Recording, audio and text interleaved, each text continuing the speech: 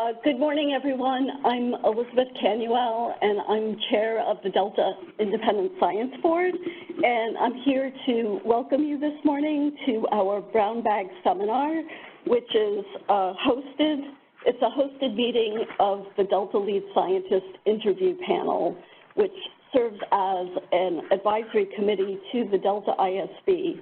Our interview panel has representatives from the Delta Independent Science Board, from the Delta Stewardship Council, and the USGS.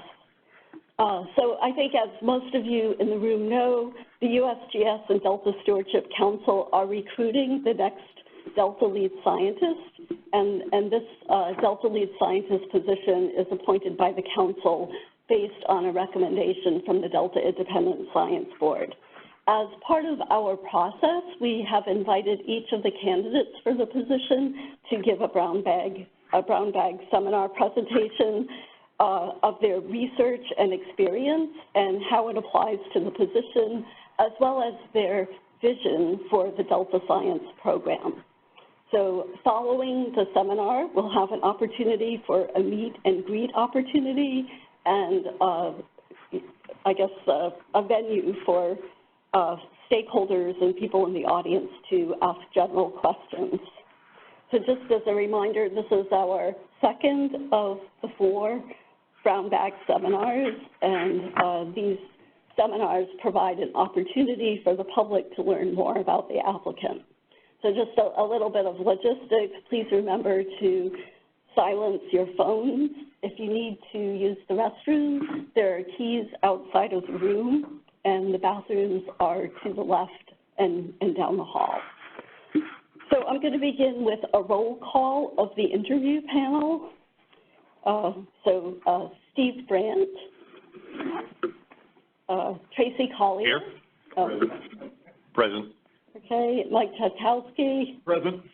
Susan Tatayan. Here. Myself.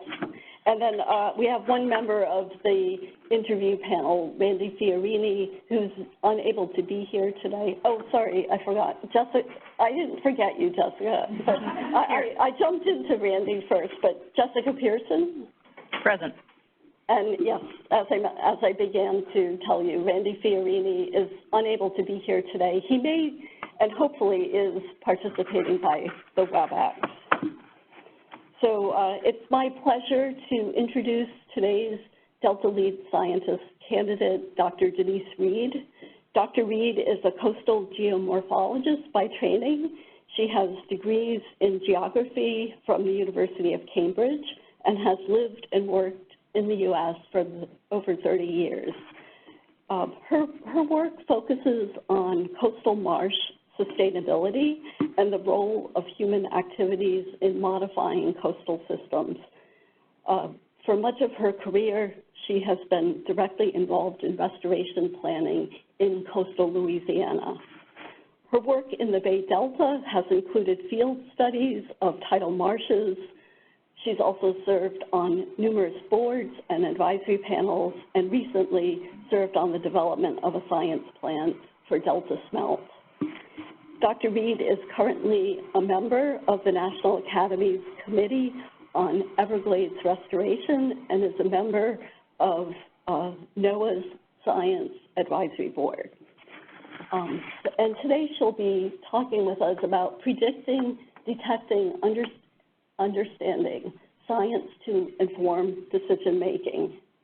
So in terms of format, I'm going to invite Denise to the podium to give her presentation, and then we'll have an opportunity for questions following her presentation. Thank you.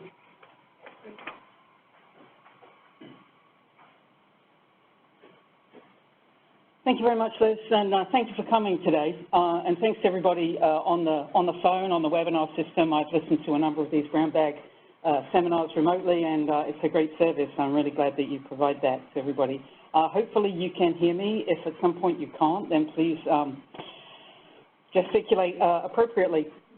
So I'm going to talk a little bit about me. I mean, I think this is kind of part of this interview process, so I wanted to give you a little bit of context. I've known some of you for quite a long time, and others of you are new faces to me. going to focus most of the content today on a couple of pieces of recent work, mostly about Louisiana, with a little part about this Delta Smelt Science Plan that I recently developed. And then, as Liz mentioned, I'm going to spend a few minutes at the end talking about some of the things that I think are important for the Delta Science Program to move forward on, that I'm really interested in pursuing and helping to cultivate. So, I work on tidal marshes for most of my career. I did my PhD work in the marshes of Southeast Essex near London, just like every student in physical geography in my department. Also worked in North Norfolk. And in the 1980s, I also had a chance to do some work in southern Chile, also on coastal marshes. So I spent a lot of time in the mud, looking at sediment transport and sediment movement. I transitioned to Louisiana in the mid-1980s, in 1986. And have lived there ever since. I don't know if you can, where's the maps here? Let's see if I can do this. Can you see that? So I live, this is Louisiana. I live about there. And when I first went to Louisiana, I worked all the way down here in Cocodrie, Louisiana, at a marine lab. And then I worked up here at the University of New Orleans for, wow, quite a long time, another 15 years or so. And then, well, I've lost the mouse again, I'm not very good at this. And then I worked in Baton Rouge for about 5 years too. So, you know, those have been my loci, you know, the places I've had offices and things like that. But for the first kind of part of my career, I spent most of my time, you know, going out across the coastal marshes of Louisiana, looking at sedimentation in coastal marshes and working out how or if they could keep their head above sea level rise and subsidence. Also, in the 1990s, excuse me, I had the opportunity to spend a lot of time on the Columbia River estuary as part of a land margin ecosystem research program funded by the National Science Foundation. Some of you might recognize Cy Simonstead there on the back deck of the boat. Again, we were working on the estuarine turbidity maximum. I was looking at sediment dynamics, but people were looking at all kinds of other food web related and physical dynamics processes within that estuary as part of the same thing. In the late 90s, kind of going into the 2000s, I got engaged in working in marshes in the Bay Delta as part of the breach program. Originally, we looked at restored tidal marshes, if you like, where tidal reintroduction had largely accidentally occurred into flooded islands, and thinking about what the fate of those flooded islands was going to be. I was looking at the kind of geomorphology aspects of that, and then in Breach 3, we got the opportunity to focus on Liberty Island up in North. So as you can tell, by that time, I'd switched my white shorts for neoprene waders and was really kind of more supervisory than actually kind of hands-on. But it was a great project and a great opportunity to really learn more about the system. So that was the kind of research work that I did in the first part of my career, and I think the work that I'm going to talk about now is slightly different. And it's really about this connection between science and decision-making. And I don't think this is the whole story necessarily, but for many of us who lived and worked in science issues on coastal issues in South Louisiana, Hurricane Katrina was a real kind of wake-up call. And, you know, the idea that as a scientist you worked on measuring and studying and understanding this system, that it was really a bit of a call to action, that we really needed to be much more proactive and work out how that science and the understanding that we had been developing throughout our careers could then be used for the benefit of thinking about the future of the system. And so I don't think it was just me that happened to. I mean, there were many, many structures that also occurred around that time in terms of governance and things like that, which enabled it. But that was 2005 back then. So I titled this today, Predict, Detect, and Understand. And why am I using that framing? Well, because I think it's been quite useful for me recently, and I think it's a way of breaking down the science that we all do into pieces that are obviously related, but we can then relate to decision-making in different ways. They are, you know, these are the kinds of things that we do. That's our bread and butter. They're integral to this adaptive management process. I'm going to say here necessary but not sufficient, and we'll come back to that later. You know, often we think about these in isolation from one another. You know, I'm a modeler, I'm a field scientist, that kind of thing. And the idea that we really need all of them together, I think, is something that we have a responsibility to make those joins, even if our own individual specialisms or interests lead us to one or the other. So let's think about how we can put all those together, and we'll come back to that towards the end of the talk. So let's move to South Louisiana then. I don't know how much you know about it, and I'm not going to have time today, I'm afraid, to give you an awful lot of background on it. But here we are. This is coastal Louisiana, mouth of the Mississippi River, down there on the bottom right. This is a pretty large system, 500 kilometers or so from the Texas border on the left to the Mississippi border on the right. And this large delta system in the southeastern part of the coastal system and a chenier plain system in the southwestern part of the system, also associated with deposits of the Mississippi River, a very young system, Holocene in age. There's no rocks down there, right? It's all really soft sediment and in many places hundreds of feet of Holocene material in the middle of the delta plain there. This system has been subject to massive coastal wetland loss during the 20th century. I don't know if you can read the graph down there on the right. This is similarly from the graph is also from the USGS study on land loss published in 2017. So the starting point there is 1930s through 2010 is the bottom axis down there. And so in the 1930s, we had, say, 19,500 square kilometers, and then by 2015, 2010, we're down to 14,500, something like that. So massive loss of land. And so what does that mean? That means wetlands converting to open water. Some barrier island erosion, but largely wetlands converting to open water. This is not wetland loss in a kind of no net loss situation. This is not converting wetlands to golf courses and Walmarts. It's conversion of a system that is dominated by emergent vegetation to one that's dominated by open water. And in the top diagram, everything that's a color on there, particularly red, would have been land, you know, back then in the 1930s, which is now open water. So that's the context for all of this. So we have this problem, and you can see that as that goes from 1930 through 2010, then there's a fairly steep decline in the latter part of the 20th century. And so there's no cause-effect relationship here, but I got to Louisiana in 1986, and about that time, people were really starting to get serious, recognizing that this was going on and thinking about what could be done about it. And so there were a number of coastal planning efforts that were undertaken by various state and federal alliances. They had different kind of perspectives, and it looks like during the 1990s and into the early 2000s, all we did was plan. We tried to think strategically. We thought about big ideas. We never actually had any money to put them forward and make them a reality. We were stymied on the federal side by just a lack of recognition of the importance of the problem. At least that's what it felt like down in coastal Louisiana. You see the last one here, Louisiana Coastal Area Study on the bottom left, 2004, Hurricane Katrina 2005. And as I said earlier, that changed a lot of things down there.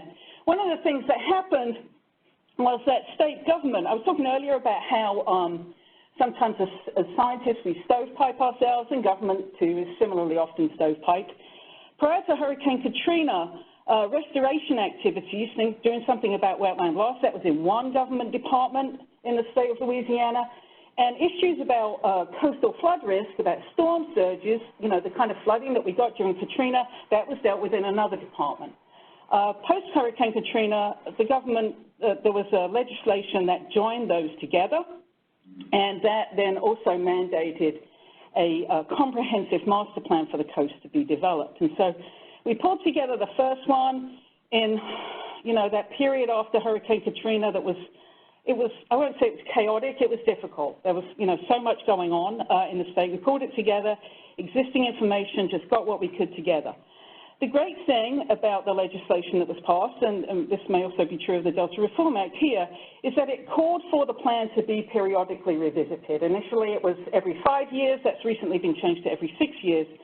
So we also updated the plan in 2012 and in 2017, and the next one's due in 2023. So these updates are the pieces that have really allowed us to do some different kinds of thinking there, and that's what I'm going to talk about today.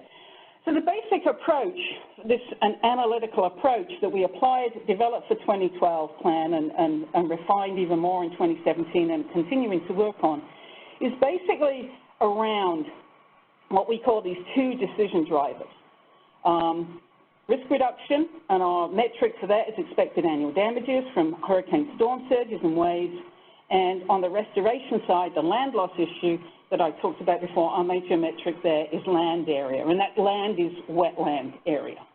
And so the basic question is, what's the best way to spend a certain amount of money on either risk reduction or restoration?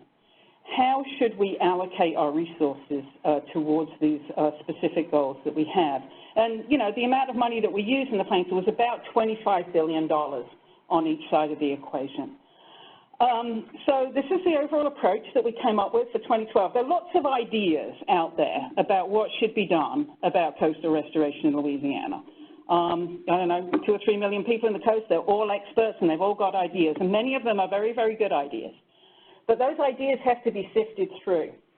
And so the idea is that on the left here, we have coastal projects, these ideas that, oh, we should do this, or we should do that. And they are then analyzed with a set of predictive models. And then the outputs of the predictive models go into this planning tool, a kind of optimization algorithm, if you like, that we then go back and forth and say, okay, this looks like a good set of projects for $25 billion.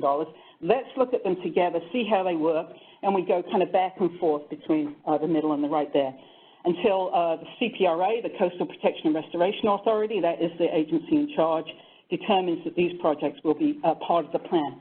This is a huge effort, this modeling. Very large numbers of people involved from all kinds of different facets of the science enterprise, if you like, federal agencies, state agencies, obviously, private companies, all kinds of people working together in a number of teams to put it together. I should also say here, in case I forget to mention it later, you know, this would certainly not be possible, this effort that we put forth, without substantial investment by the state in this science and the development of these tools. This is not a cheap operation that they invest in all the time. The heart of thinking about how the landscape works is this thing called the integrated compartment model. And we also have used modeling tools to look at storm surges and waves and risk assessment. I'm not going to have time to talk about those today. I'm going to focus on this integrated compartment piece here at the top, and I'm not actually even going to have a lot of time to talk about that. I'm just going to talk about the results of it. So we have this tool, and you're not meant to be able to read the labels on all of these lines, but basically it takes this system with the Gulf of Mexico, with the barrier islands, with bays, with wetlands of all kinds of different types, and thinks about the dynamics of sediment movement, how salinity changes, how vegetation responds, or how vegetated wetlands turn into the open water, and plays that out over time and space over a series of decades. It also allows us to produce a number of other outputs which are used in the planning process. So even though the decision driver here for the restoration side is land, you know, what's the area that we have, at the end of the day, we can actually talk about habitat for shrimp.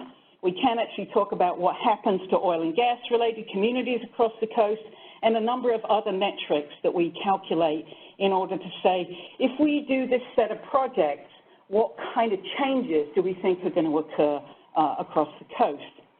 So here's just a couple of slides here with some outputs.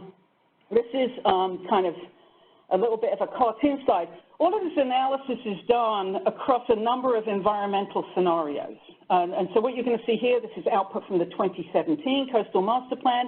We have a low scenario in blue, medium in yellow, red is the high scenario. And so just for ease of discussion today, well, those are approximately, they're largely driven by sea level rise rates. There are other precipitation and evapotranspiration aspects to those scenarios, and subsidence is in there too. But just for today, the easiest way of thinking about those is low sea level rise, medium sea level rise, and high sea level rise. And so what you see, this is if we don't do any projects, what happens 50 years into the future, the bottom axis is time. And so you see, remember the previous curve that we saw There used to be almost 20,000 square kilometers of coastal land in Louisiana, and that went down during the 20th century. When we add on sea level rise during the next 50 years or so, we see a continued massive decline if high rates of sea level rise come to pass. So this is the result of the modeling. That's the kind of total net number to parallel the empirical study that we saw at the beginning. This is what it looks like on the map. And so you'll see that red on here is something that is land at the beginning of the analysis and is lost to open water during the 50-year simulation. And so I don't know if I can do this with the mouse, but New Orleans is up here. I think you've all got the idea. This is Lake Pontchartrain, just on the south shore of Lake Pontchartrain is the city of New Orleans. That gives you some kind of point of reference there. This is a massive, massive potential loss of land. This is truly an existential threat to coastal Louisiana. That's what happens if we don't do anything, right? So what about projects? We've got some ideas on what we can do about this. And so those are analyzed through the models too. And so then we can say, well, if we do this project, what happens to the amount of land? If we do that project, what's the net effect in terms of how much land we have? And so this then allows us to stack up and rank, in one way or another, different project effects. We look at how much land is built over time. You know, we have those curves that you saw. In this particular depiction here, we're taking 2 points off of that curve. How much land do we have after 20 years, and how much land do we have after 50 years? And so that's the, I don't know if I can do this without a pointer. Let's see. So up here, the short, dark-colored bar is the benefit associated with the project after 20 years. The larger bar, this one here, is the benefit of the project after 50 years. And then this vertical bar is the mean of the two. And so people really want action in coastal Louisiana. They see there's an ongoing problem. They want to see something happen. We also want to make sure that we do things that actually last and generate benefits in the long term. And so here's an example down here. Hopefully you can see this. This one here, where you can see this is a marsh creation project where essentially what we're saying is, let's get a dredge, let's move some material from this place, and let's build some new marsh in this area, somewhere where we've probably lost marsh during the 20th century. And so what you can see, sorry, I'm having a bit of trouble here with the mouse, but I think what you can see there on that 1, 2, 3, 4, fifth one down is that the solid orange bar, the dark orange bar, is 20-year benefit, and the 50-year benefit is less than that. That means that we're building something, and we can build it quickly, but it's not going to last, right? And so these two kinds of benefits are taken into effect. And we can do the same thing here for all of those other different metrics that I showed you before, the habitats for different species. So all of that goes into the planning tool. At the end of the day, we come out with a selection of projects, and this is actually the selection of projects, the mix of different project types that is included in the 2017 Coastal Master Plan. We also have, as part of the 2017 Coastal Master Plan, a fairly structured process for updating the plan and kind of tracking things in an adaptive management way. And this actually tells us kind of what kinds of things we should be doing every year during this cycle of update that we go through regularly. And we're currently kind of in the middle of that at the moment for the next plan, and we're actually in the process of developing or improving the systems models there in order that we can use them and improve them for next time around. So I do want to spend a few minutes talking about something that we learned from this analysis. This is a map that we call, you know, back in the, what does the plan deliver? What do you get if you spend $25 billion on restoration? What's the best thing we can do? Well, according to the 2017 plan, it's this. And what that means is all of those areas in red, this is for the medium scenario, are still going to be lost to open water. The areas in green are the places where it would have been lost if we didn't do the plan, and we're going to have some kind of benefit. There's still an awful lot of red on that map. And what happens if you take it away and say, okay, the red is actually lost, right? It's not really there anymore. This is what the coast would look like, even with $25 billion of restoration. So we're like, can we do better than that? It really still doesn't look very good. And this is the medium scenario. You really don't want to see the high. So just for a couple of minutes here, I'm going to talk about some work that we did using this analysis. It just came out last year. I'd be happy to send any of you the paper on this, to really try to think about what we learned from this analysis and how it can help us in the 2023 plan. So I've got to give you a little bit of detail here. I'm sorry about this, in order to kind of step you through what we learned. So in that model that I just described, this integrated compartment model, I suggested that wetlands could convert to open water under certain kind of circumstances in the analysis. So how do they do that? Well, they either do that, if they're fresh marshes, they can get salt coming in with a storm, you know, and that can kill them, right? So fresh forested wetlands and fresh marshes are subject to a salinity stress. Other kinds of marshes, intermediate brackish and salt, are subject to different levels of inundation stress. Basically, they get flooded too much, and obviously there's some kind of, you know, process background for those kind of suppositions. We also have this idea that marshes can erode at the edge, you know, waves bashing against the edge of the marsh all the time. This is the kind of thing that people see every day when they're out there. So there's different kinds of marshes, salt, brackish, fresh. They're distributed across the coast like this. The green colors are fresh. Salt is red. We have this kind of type in Louisiana called intermediate marshes. They're kind of just a little bit salty, just tolerate about 2 to 5 parts per thousand to different kind of vegetation in there. You might not be have come across that before. So what happens in the model, right? We have these different mechanisms that can cause land loss, and it's all kind of inside the model. If we go into the output and say, okay, what is causing that map to be red? This is what we see. I mean, the numbers across the top are the land loss over time. This is what you saw on the curve before. And the pie charts here show the different causes of loss and how they contribute to the red map, if you like. And so the yellow one here is marsh edge erosion, waves hitting the edge of the marsh day after day after day, during fronts, during storms, causing the expansion of open water bodies. The brown colors are this flooding loss, the inundation loss, and then the red is a salinity stress. So when we look at this, we see that edge erosion is relatively more important in the low scenario, but an inundation really dominates. This is over time. This are the same colors. I know there's a lot on here, but we've got the high scenario at the top, the medium scenario, and the low scenario here, 50 years of data here.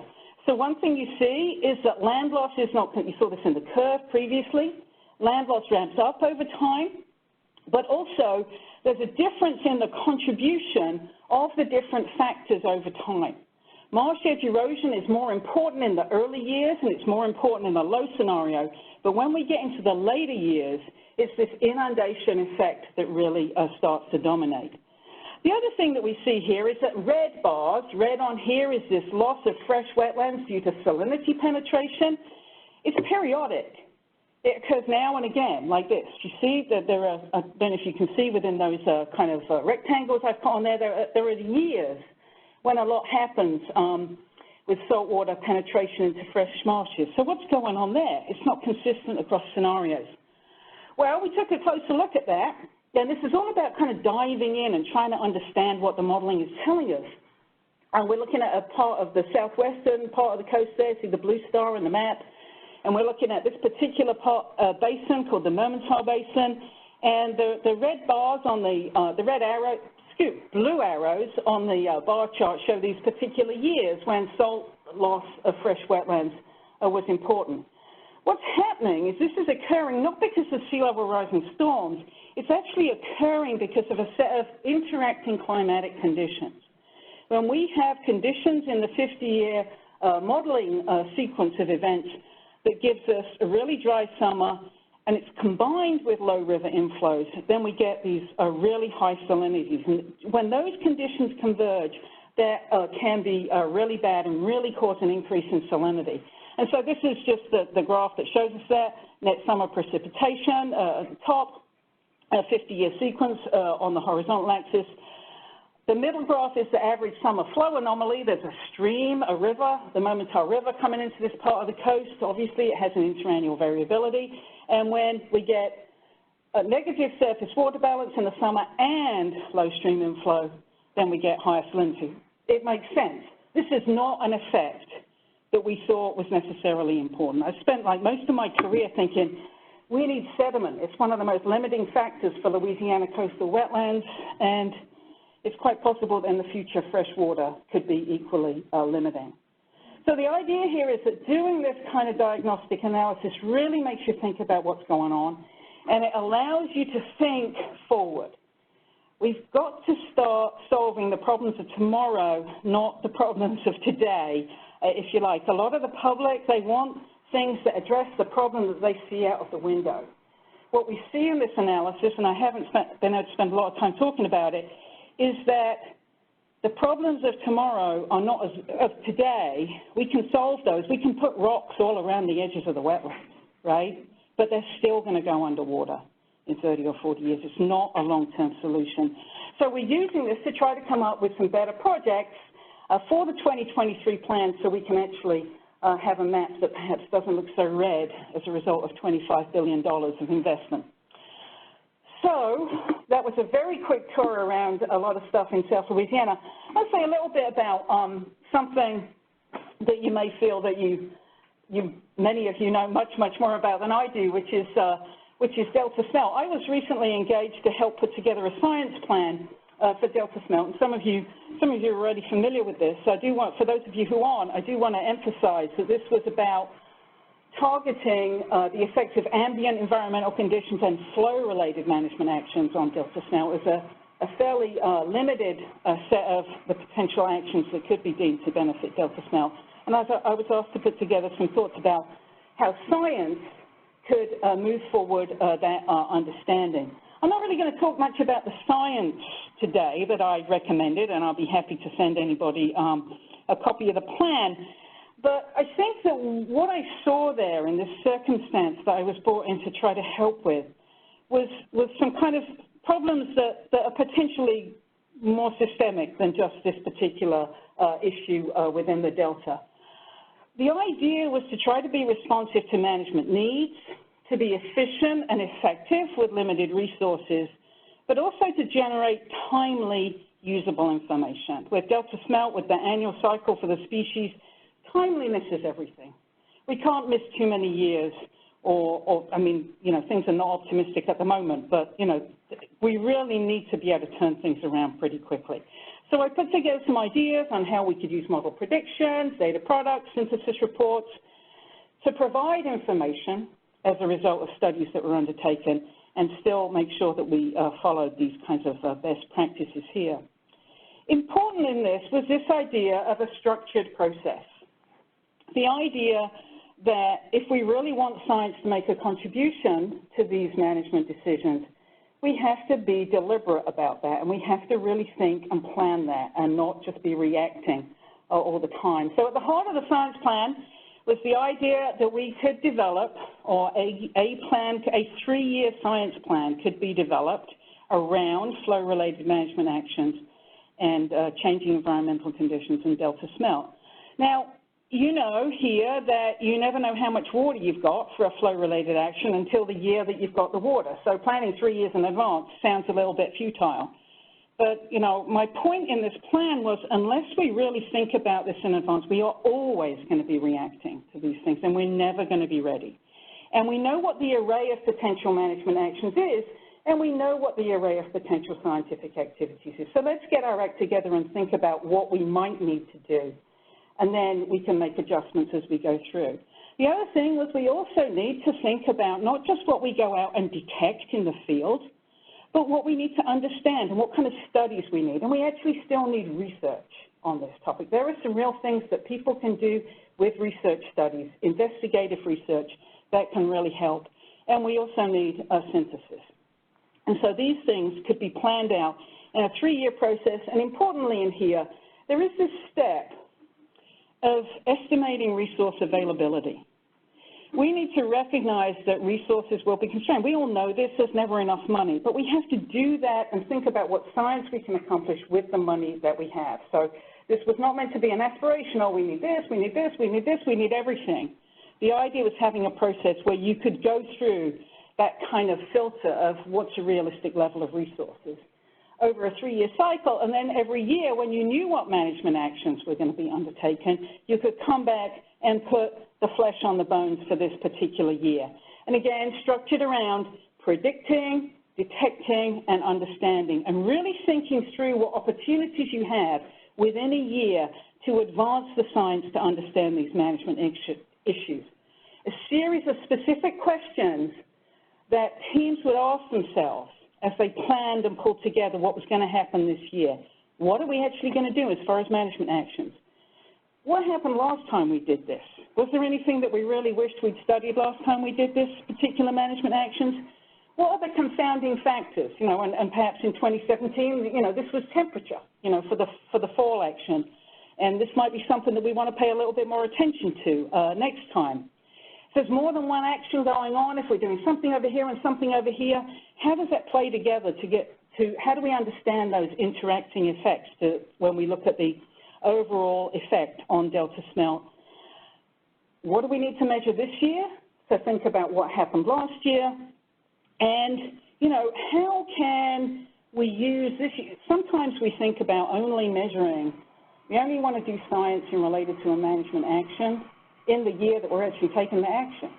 Well, we're not really going to be able to understand that very well unless we've got particular reference points when the action's not being taken. So these are not rocket science questions, but the idea of stepping through these in a structured process at some time within the annual water year cycle, when you can really see what kind of water resources might be available for management actions, that's at the heart of this science plan. This idea of really having structured processes to think about the science that we need so that we can mobilize and be ready for it. And so there was a kind of sequence of steps that would be taken that are laid out in the plan, with the idea that if you're going to do a flow management action, it's probably going to be sometime between the spring and the fall, and you've got to be ready. You've got to start way back in October to get ready for that. So that's a very brief kind of snippet of that, but I think it kind of lays this idea that I'm really interested in structured thinking processes. I'm really interested in kind of having this kind of laid out and us thinking about science in a much more deliberative way. So as far as the Delta Science Program is concerned, I think I've got a few minutes left, right, Liz? Yeah? Yeah? Then I've got a few things here that I want to talk about. And, you know, some of these are probably fairly obvious to you. Some of them are probably things that you'd expect me to say here. And I'm going to kind of, hopefully I've laid the groundwork for some of this in describing some of the work that I've been involved in Louisiana and some of the things that I'm interested in. So let's just go briefly through these three here. So, closing the loop. Well, which loop? Well, this loop. Obviously, this adaptive management loop. This is the beloved Michael Healy diagram that I pulled up from somewhere. We always used to talk about this diagram as, you know, this part of it being really difficult. And I think, when I say we always used to, this diagram's from 2000. You know, 20 years later, it's still really difficult, closing that loop. And I really think that we have to get serious about how we as scientists are going to contribute to that closure and how we're going to work with others, decision makers, in order to make that closure possible. On here, from information and learning up to the decision is the key thing here. Now, obviously, other people have thought about this. It's kind of part of this, and I said earlier that I thought that predict, detect, and understand, right, this kind of structure of thinking here, you know, was helpful in adaptive management, an intimate part of it, and I believe it is. But it's not enough, because unless we actually get to this piece where somebody's using that information to make a decision, we haven't actually made that work. And it's that piece, understanding what goes on in that piece there, how we make those connections, that I think, you know, I'm really interested in spending some time on that and really thinking about how to make it work. Now, other people have thought about that. This diagram, sorry about all these adaptive management diagrams, they're quite fun, aren't they, really? DDCP, Independent Science Advisors, we spend a lot of time thinking about that part of the loop in this process. See this box 10 here on the left, assimilate and recommend. Don't know if I'd use those terms these days, but this idea of I thought it was quite funny, actually. I hadn't looked at it for a while. This body of not only polymaths, but skillful polymaths is what it said. So the idea of this group here was that there was a group who would take the recommendations from the technical folks who've been doing the box 9, analyze, synthesize, evaluate, and they'd make recommendations up to the decision makers, and there would be a separate group of people who would do this. I don't know if you need a separate group of people. We've got so many groups going on that I'm not sure that that's the way to do it, but it's the idea that that connection really takes attention to make it work, which is very much encapsulated in this. So how do we make it work? And, you know, here I am interviewing for a job at the Delta Stewardship Council, and I'm about to say that I don't like their adaptive management diagram, which is probably not very appropriate. But I think it's more than just communication, right? It goes communicate, current understanding, adapt. Like it just happens when you tell somebody. It doesn't work like that, right? We know it doesn't work like that, but what do we need? What's box 9A, if you like? Or, you know, box 0, or whatever it might be. I think it really takes understanding the actual decisions. Who is going to use this information for what? What's that timeline for making that decision? What kind of information is going to be usable to them? We've got all these, you know, the Delta Stewardship Council's in the middle. We've got all these other diagrams about how to do this, but we don't really have the mechanics of this worked out. And this is very much on the kind of plate, I think, of the menu of activities. I don't think this is going off the reservation for a lead scientist to go into. It's clearly in the Delta Science Plan, in the funding document. One of the reasons I put up this bullet from the funding science report from last year is that it talks about effective interchange. I think that's really good. I really like that idea of interchange and dialogue and back and forth. It's not just a kind of one-way flow of information at all. So we've got to work out how to make that work, and I've got some ideas on how to do it perhaps, but that may be a little bit premature, but I think it's something that I would be really excited to work on, and something that I think is needed. Second one, and this is a pretty quick one, encourage new technologies. This is not my area of expertise, but we really have to stay ahead of the curve here. Not go chasing every shiny object necessarily, but here are there's been great progress recently. These are 3 things. I can't remember where I got them from. I think 2 of them are new studies funded last year under the science program competition, or maybe through Prop 1. And I think the 3rd one down here is in the IEP work plan, right? Yeah, maybe somebody, but I think it was in the Prop 1. So we are actually advancing the way. We are trying to use new things. We're testing them out. We're using them. I really want to kind of nurture that, encourage that. Not quite sure how to do it yet, but I think it's something that we need to, in the science program here, is a great place to kind of push that envelope and show that leadership here. There's a few things. You know, people are doing all kinds of things with drones these days, just amazing things. We've probably got some work going on this kind of thing here in the Bay Delta, and I'm not aware of. This one I think is really cool. You're probably all familiar with this. This is this idea that you put an acoustic tag in a fish, and when it gets eaten, the stomach acid converts the signal that the tag is giving off. I think it's just really cool, right? Oh, you all know about it. I can see people nodding in the thing. Are we doing this yet? We are? Okay, good. All right. Well, we know about it then. I just didn't know that you were doing it. So it's good. So you're on top of this. Maybe this is not something that I need to spend any time on as lead scientist because it's all under control. That would be great. That would be great. I want to make sure that they're not just research tools, that they go into operations, right? That this isn't just something that we've got working in the lab, that we're actually trying to use it to get some information for decisions. So encourage integration. Integration could mean lots of things. It could be across disciplines. We talked about that a little bit already. It could be across the issues. You know, this is a big system. Rarely do we need to understand things in isolation. All kind of different ways. You might think that I mean integration like this. Obviously, I think that some of the work we did in Louisiana on integrating the way we think and we simulate and we predict the future of our coast was really important to us. And it's something that has really been used to guide investment decisions. by responsible agencies. How these connections work, how the feedbacks occur, what the spatial relationships are, is really important. So, you know, I think that kind of integration is like an obvious one that we need to make progress on. There's also integration across entities and institutions. And so, you know, these diagrams from the science plan are really daunting, right? And there are so many different people in here.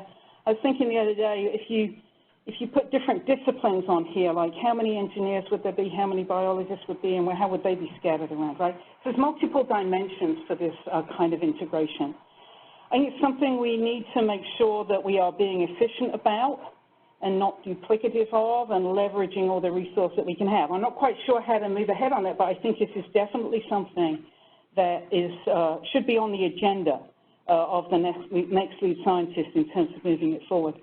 One aspect of this, which is currently on the radar screen, is the report from the Social Science Task Force, which talks about the need to better integrate social science into thinking and things like that here. And so, you know, I take that very much to heart, and I think that's kind of, for me, it's kind of like an obvious thing. And I just want to kind of give you a little bit of a kind of snippet from Louisiana to kind of illustrate some of the thinking that I do and that we've been thinking about. It's really a very central part of how we think in Louisiana. The Coastal Master Plan that I just described to you has actually 5 objectives, 2 of which are about land loss and ecosystem, 1 of which is about storm surge, another one is about working coast, and another one is about culture and heritage. And so whenever we do this planning effort, when we think about those metrics that we kind of generate out of our modeling activities, we're not just thinking about land and flood risk. We're thinking about how that interacts with all these other things that go on the coast. Energy industry is really important. You know, Louisiana is a great hub for trade. These are just really important opportunities for our coastal population, and also for how we relate to the rest of the country. And culture is really important down there too. I mean, if you've been, you know, down to South Louisiana, my guess is that you've kind of experienced that in some way. Each one of those in themselves is multifaceted. And kind of living kind of where I do, I get a bit of an insight into that, right? You know, it's not just people and demographics. It's about how people relate to their environment. And so we go back to a little bit of me here, right? And I don't know if you can recognize that this guy up here looks very similar to that girl there, looks very similar to that lady there. So that's my daughter and her grandma there on the right. But these family connections are really important in Louisiana. I'm sure the kind of social dynamics here in the Delta are different. I don't really understand them much. I haven't done a lot of work on thinking about that. I'm sure others have.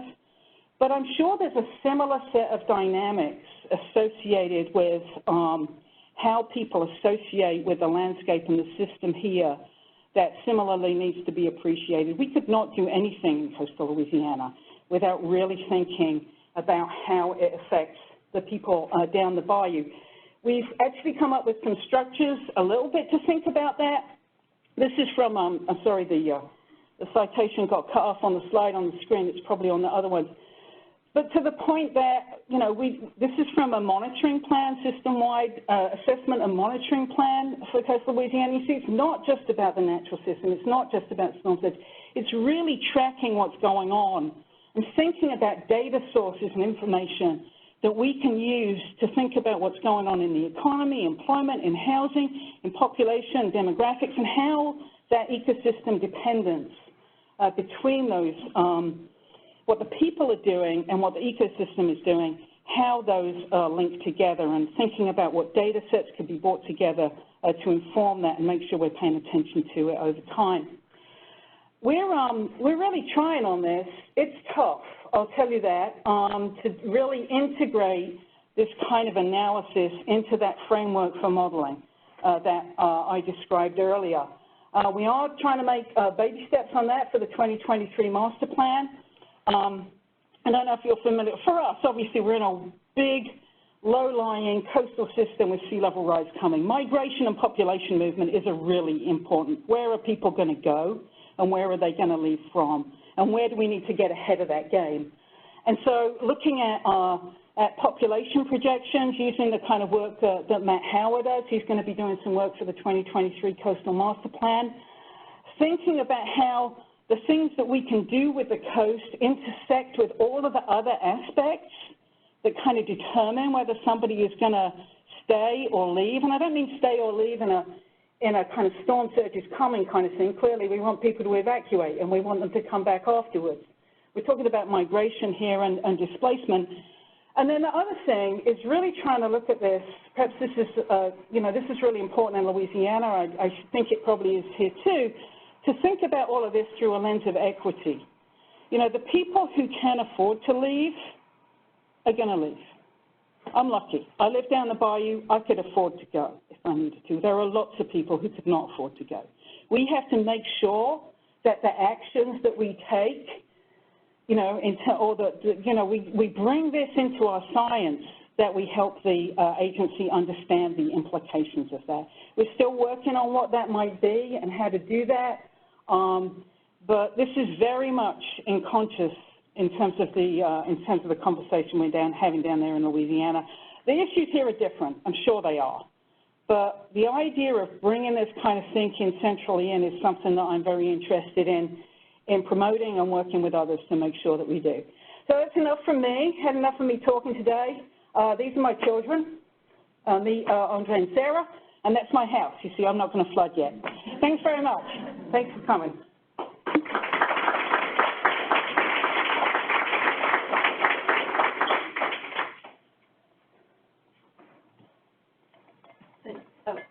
Don't go far away.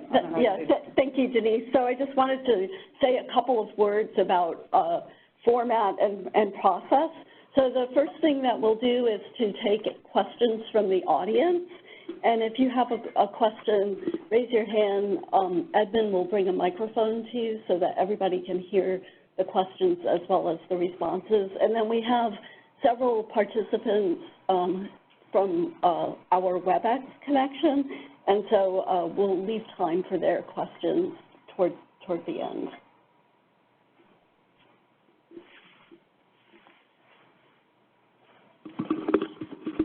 Hi, Denise. This is Steve Culberson, IEP lead scientist.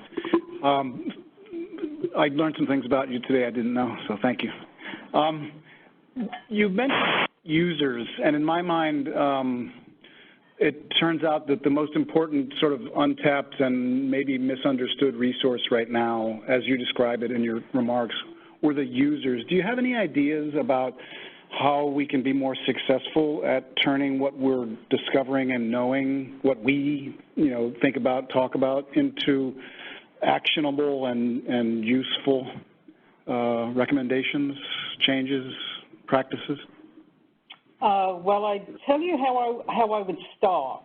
I mean, I'm not quite sure what the end game is, but I really think that were I in this position, I would really be out there talking to people individually about what it is they need.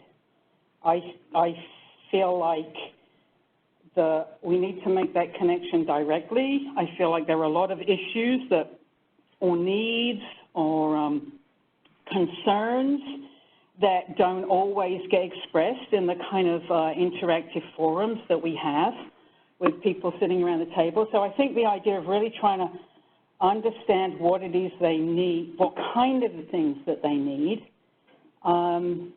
They may not always be deliverable. The other thing is the time scale and the format and the nature of the information that is then usable to them. And so I think that when users, right, lots of different users, and so that then is a challenge because you've got lots of different audiences.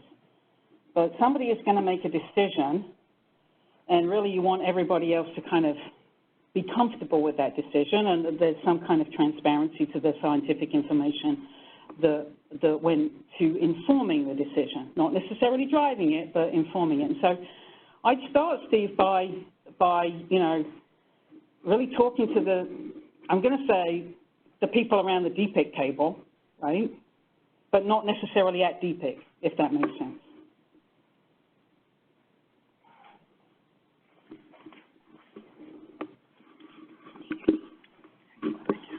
Hello, my name is Byron. I am a fellow in the Collaborative Science and Peer Review Unit. I really enjoyed your talk. You spoke a little bit about preparing for the future and how that was important as compared to immediate issues, but especially here in California, there will sometimes be some issues that require an immediate response, and I just wanted to know what your thoughts were on answering the question most holistically versus, responding to a pressure that may be more immediately pressing.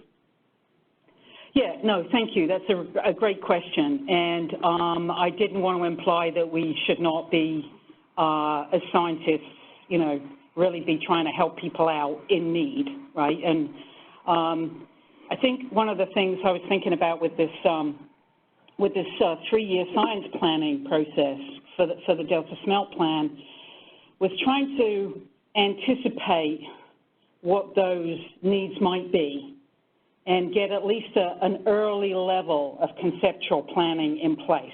If this, then we're going to do that. If that, then we're going to do something else. And there's always going to be something that you haven't anticipated. But I think to the extent, we should not be surprised when there's a flood, right? We should not be surprised when there's a drought, frankly. A new invasive species, we shouldn't be surprised by the fact that there is a new invasive species, but we won't know what it is in advance, so we're surprised, right? And so I think that, trying to get ahead of that, I don't think this is difficult. I think that there's a certain kind of capacity kind of limitation, perhaps, or potentially,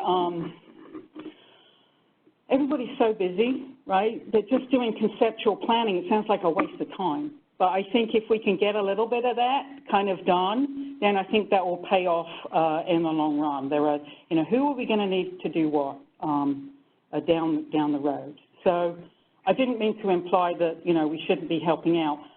But we also have to think ahead. I've been thinking a bit about reading some things for a project about, the drought a few years ago.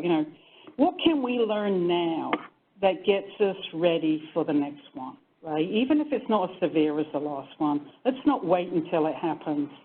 And I'm sure there's some of that going on, but we might not be, and I'm sure there are studies going on that could be really useful in that context. I think the challenge is that sometimes the studies that the individual researchers are doing, they're not necessarily seen in the context of how they could be used. Oh, that doesn't quite sound right. I might have said that a little bit awkwardly.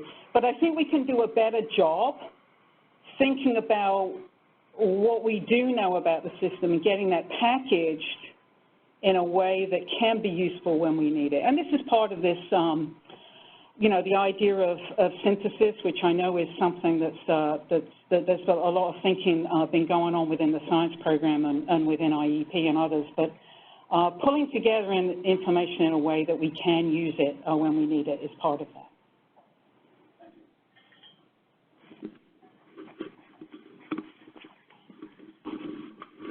Hi, I'm Kate Melanson. I'm in the Science Communication Synthesis and Decision Support Unit, and you had a question, or you discussed talking about choosing between risk reduction and restoration, and I was wondering how you might communicate that those can be one and the same in terms of ecosystem services, and how restoration can actually also create risk reduction.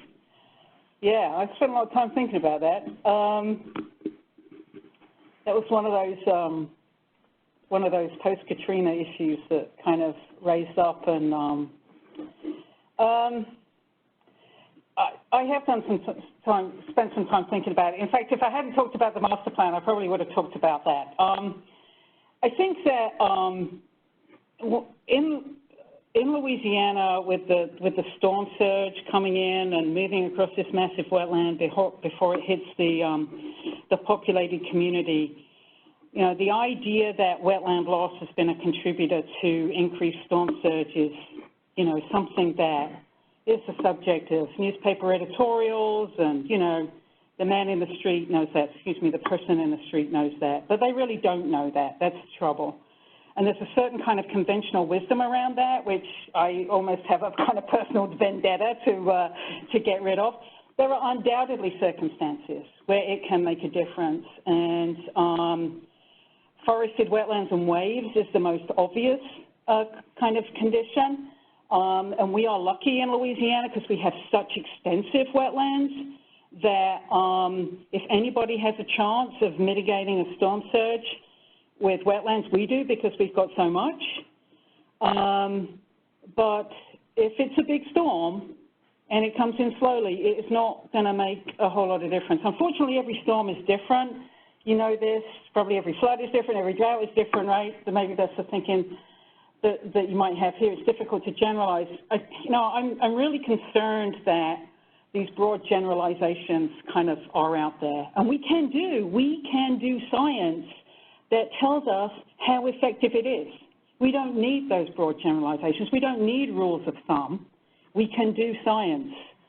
And so I appreciate what you're saying, and I think it's a really important issue, but, you just hit on one that is just like a really kind of red flag to me a little bit, I'm afraid.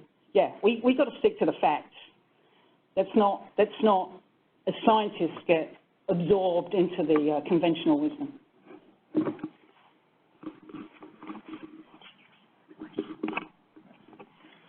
Brian Bergamaschi, USGS. Great talk. I really enjoyed it. Thank you very much. I have a process question for you based on your experience in Louisiana. A lot of what you're talking about relies on integrated models. I'm a strong believer in integrated models and integrating the science we know through the lens of models, and it's great. The issue that I see in my work is that our models, it's difficult to decide what model to apply, particularly to biological systems, because the data that's available can often be confusing and resistant to conventional modeling approaches. So my question to you about process is, how do you go about, or how do you think you should go about deciding which models to incorporate and validating those for use in the kind of prediction scenario and evaluation scenario you're suggesting? That's a really good question. So, validation is a real problem when the conditions are changing so dramatically, right? And so that is just like, really difficult to do. I think there are a few papers recently that have talked about how to determine the appropriate model. And actually, Laura Larson, I think, is coming. I don't know if she's going to talk about that, but she has a very nice paper there. I worked with Kenny Rose on another paper a few years ago where which was about kind of models for fisheries, about how to decide, and this kind of structured process for thinking about what kind of approach you have. And part of that is about, how much data you have. But I think there's a couple of issues there about process-based models versus kind of statistically kind of generated ones. And I'm a process geomorphologist. I'm not going to apologize for that, at all. I want to understand the processes. And I think if there's a relationship and I can't understand why there's a relationship, no matter what the statistics around it are, then I'm not going to feel comfortable kind of trying to encourage, a decision maker to really kind of make a huge decision on the basis of that, albeit it might be the best way for us to capture the data that we have.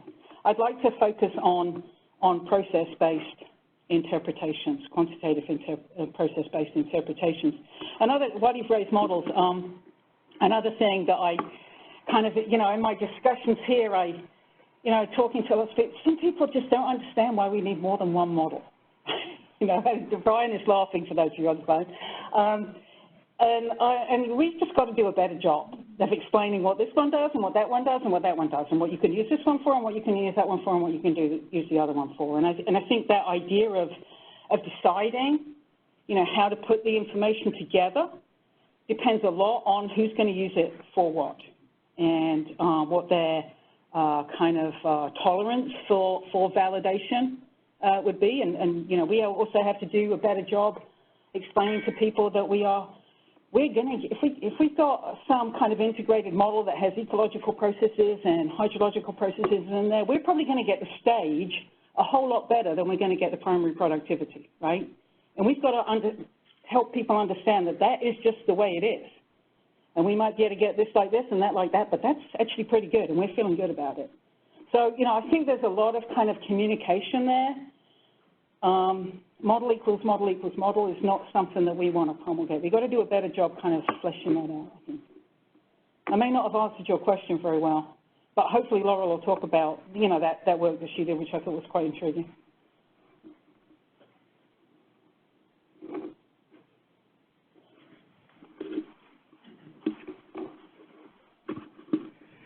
This is kind of a maybe unfair open-ended question, but why not?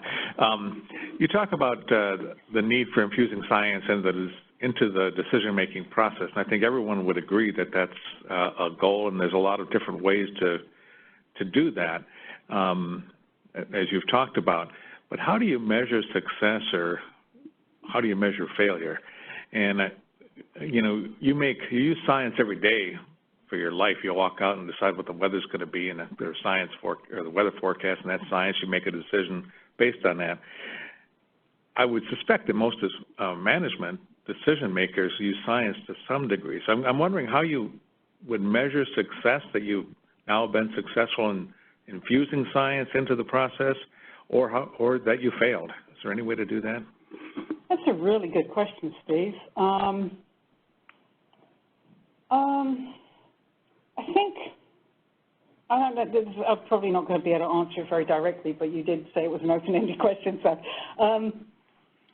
you know, I think the important, one thing I have come to, I've kind of reconciled myself to kind of over the years is you've got to do the science, and they're going to use it how they're going to use it, right? And it's not my job to second-guess their decision whether they use it or not. And so we spent, I think what I'm trying to say here is there are some issues in Louisiana which are contentious about the causes of land loss. You're probably familiar with them from back, Steve was on an advisory board in Louisiana a number of years ago, about the role of the oil and gas industry in 20th century land loss, right? You know, it's not helpful to blame the oil and gas industry. It doesn't move the ball forward, right? I want to focus on what we can do about the situation that we have, not who caused the problem kind of back then. And so the idea of kind of getting people pointed towards thinking about the future, for me, that's kind of success, if you like. That's a different kind of measure of success. But people feeling like they want to, this integrated compartment model. Incidentally, the paper in geomorphology doesn't say a lot about the integrated compartment model, but there are other papers that we have out now that do. You know, if people come and they want to use that for other things, right?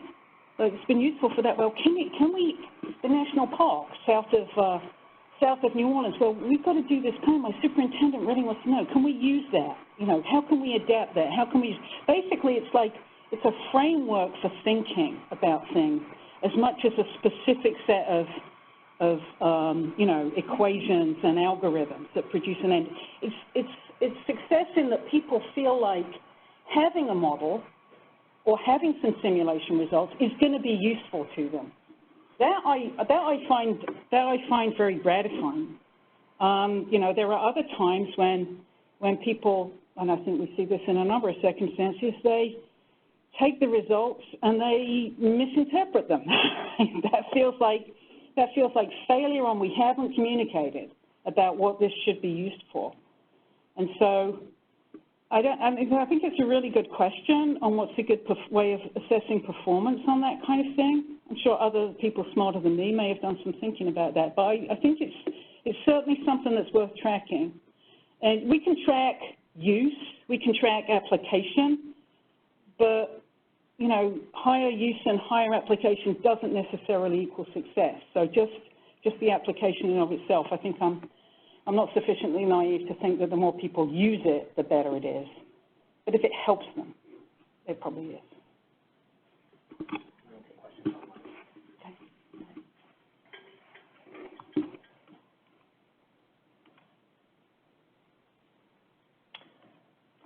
currently don't have any questions online, so we'll continue taking questions in the room.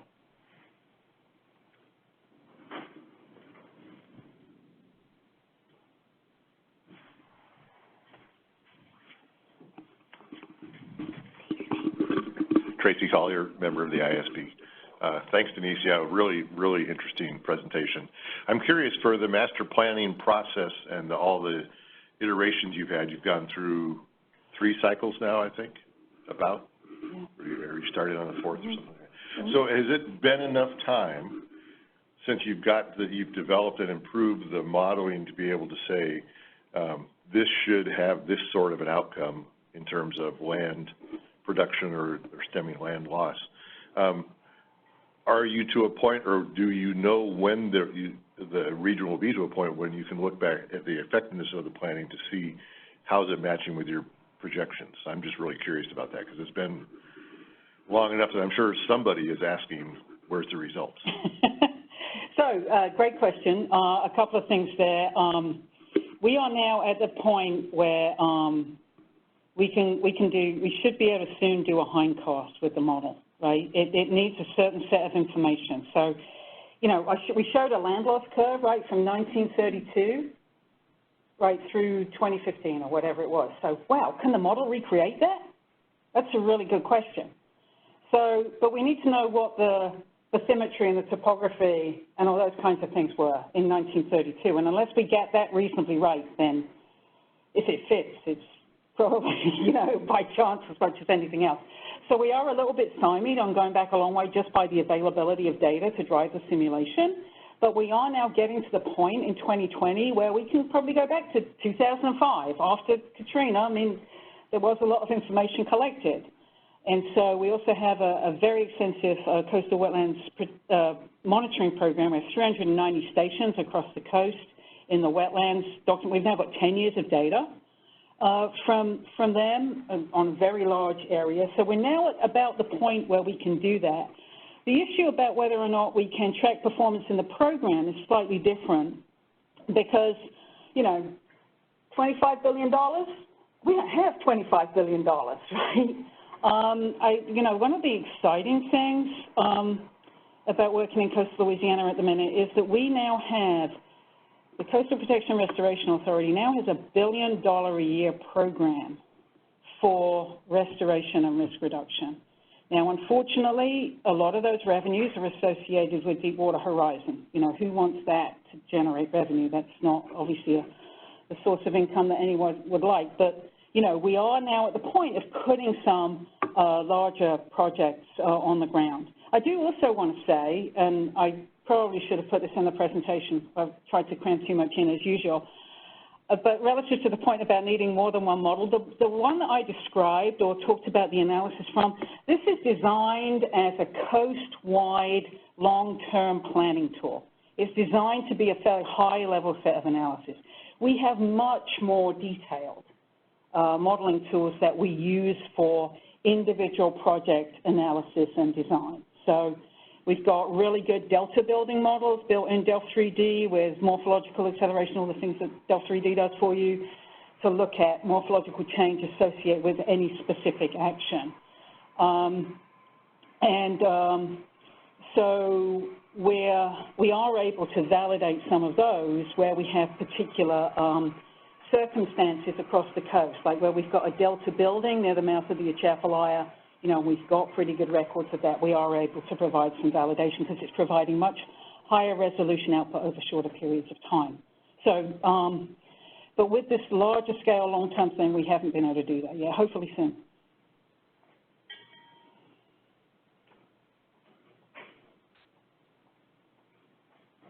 So we're going to transition to the next part of our program.